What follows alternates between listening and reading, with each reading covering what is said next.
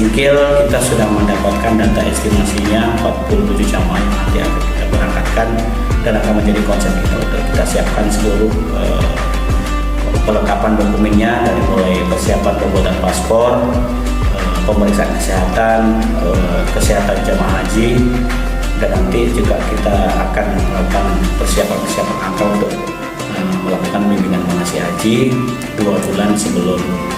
jamaah haji kita berangkatkan dari tanah air ke tanah suci.